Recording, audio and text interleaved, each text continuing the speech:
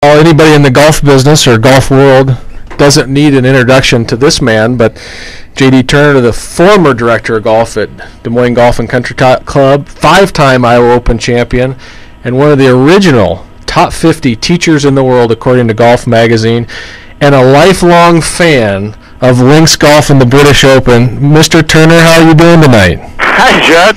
Thank you. That's a wonderful introduction. He's been preparing for that for He's got that all written down, too. Yeah, he can't do that by memory, JD. Okay. Well, it came off the top of his head, though, so that was good. Well, JD, we got a chance to play golf about a month ago, and we got to talking a little bit about the British Open. And I know for a fact, for all the time that you've spent over in Scotland and playing, that you love links golf and you love the Open Championship. And I wanted to have a chance to get you on this week, just for you to talk a little bit about, why did a guy from Perry, Iowa, fall in love with links golf? Well, I don't know. I was fortunate enough in about 1980 or 81. When I was at the Des Moines Golf and Country Club, to be invited by both the Scottish and Irish tourist interest to come over there and take a look at the golf courses and the hotels, manor houses, with the idea they had picked clubs across America and had invited some of we professionals to come over there, as I said, and take a look in the hopes that we would bring folks after we had become impressed with it, and I obviously fell in love, and subsequently have gone over there many times to both countries, and it's just I guess where it all started, and the people just love the game, love the competition, and I do as well. Well, Jay, when we talk about a links-style golf course, for those of us in central Iowa, we just think of a golf course with no trees on it. But, what is a links-style golf course? Well, I think that's essentially right, and it's right up against the ocean. And in the very early years, bunkers were created because of the wind and because they had actually sheep and cows on the golf course, and didn't do much to it, and there's a lot of undulation in the fairways. The greens were simply mowed in certain areas. There's a course in the north part of Scotland, way up into the Highlands, called Brora, B-R-O-R-A, which when we go over there we never miss. And it was designed in, I think, 1886. They've never changed it. Never have made any improvements, and in fact, they still have sheep and cows on the golf course. You play around them. So, have you played that course, JD? Oh yeah, we've played Brora a lot of times. Yeah. Oh boy, from Perry, you probably knew how to go around those cow pies. Well, that's casual water. Now, St. Andrews, for people who don't know, I mean, obviously it's the birthplace of golf, and kind of give people a flavor of what it is. If you're standing on number 1 tee and number 18 green, how big that whole area is. Oh yes, very big. The original, well, it still is. When the course was, there's only 11 greens at St. Andrews, and you play out and then come back in, and 7 of those 11 greens have 2 holes on them, and the greens are mammoth. At least an acre or more in size, and so you can have somebody going out on plan number 2 and a group that's coming back, well, not on 17, but let's say 3 and coming back on the other side. So, and it's a kind of a compressed golf course.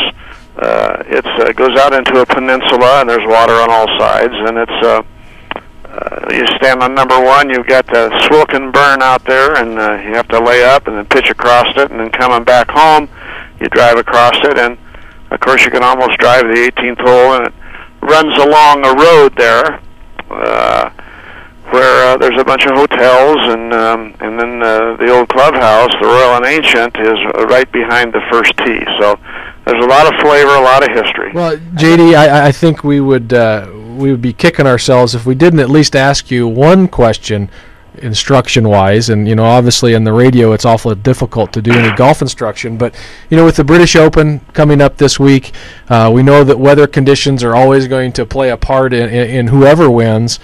But when you're teaching somebody on how to play a shot in the wind, and today here in central Iowa we have one of those days that you wouldn't have missed a whole bunch, JD. It's like 96 degrees, the wind's blowing about 35. But what does a player have to do to be successful when they're playing in the wind? Well, as you well know, both you and Bobby and Judd, is that you get to knock that ball down and take it out of the air, and most of that is established before you start your motion.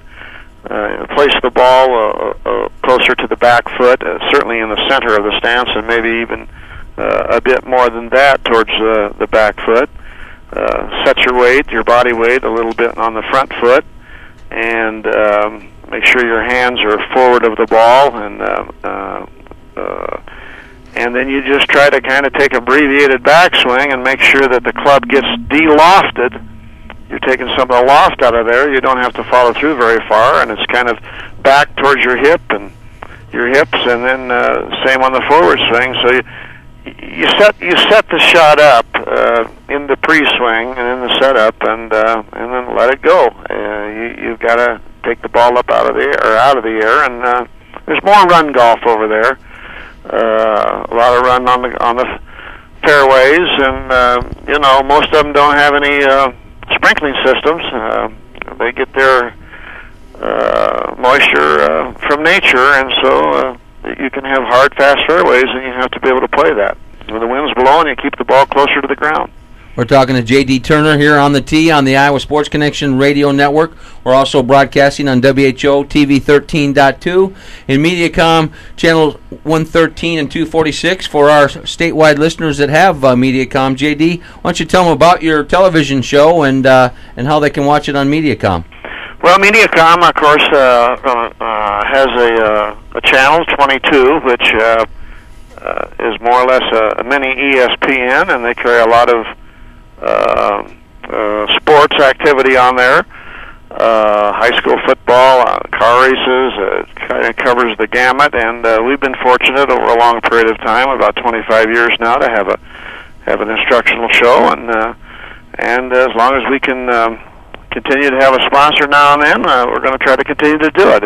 We have a lot of fun with it, and hope the folks watch it. We know the feeling as far as having fun and sponsors. Before we let you go, of course, the weather conditions certainly look like they're going to be very tough, challenging conditions for all 4 days. Who do you like to win this British Open? Well, I'm thinking about that, and I don't know. I think you've got to go with some of the foreign contingent. They're kind of dominating our tour. Timmy Clark from South Africa won the Players' Championship. Ian Poulter won the match play. Justin Rose has won a couple times here recently, Englishman, and then of course Bray McDowell won the U.S. Open, so they're in good form, and certainly hoping American wins. But I think at this juncture, you'd have to say that they're geared up and playing better golf than most of our guys. If I had to pick one, I don't know. I think as a dark horse, I kind of like a Rory McIlroy. The little guy that won at Charlotte, he's 21 years old, and he's awfully good. He's been kind of a slump here, but I don't know. I just got a feeling he might be right there. Nice kid, too. Yep. JD, they had a thing set up this week over there to play. They were going to have a Champions Challenge, I think, where they brought back most of the winners that are still alive and are willing to play and do a 4-hole scramble type thing, and it got rained out. That would have been really kind of neat to see. Yes, and one of the recent golf magazines, was that today? It's supposed to be today? Yeah, it was supposed to be today. Well, there's supposed to be a wonderful testimony to Seve Ballesteros today. I hope they were able to do that, and of course he's fighting some real health problems, but they said that was going to be kind of the opener of the tournament. I hope I can see that. JD, we enjoyed the conversation we had you on a couple years ago. Judd's always telling me we need to get you on more often. Why don't we try to make you a guest every 4 to 5 weeks? Well, that'd be fun. Yeah, we can enjoy it. We'll cross promote your show on Mediacom Connections Channel 22, and great to get your insight. And people would rather listen to you than me any day. I can assure you that. Well, you're very, very kind, and of course, I enjoy doing it and talking about golf, and I appreciate you asking me, and you guys all do a great job, and I've known Judd and Bobby for a long time, and they're I won't hold that against you. Okay. Hey,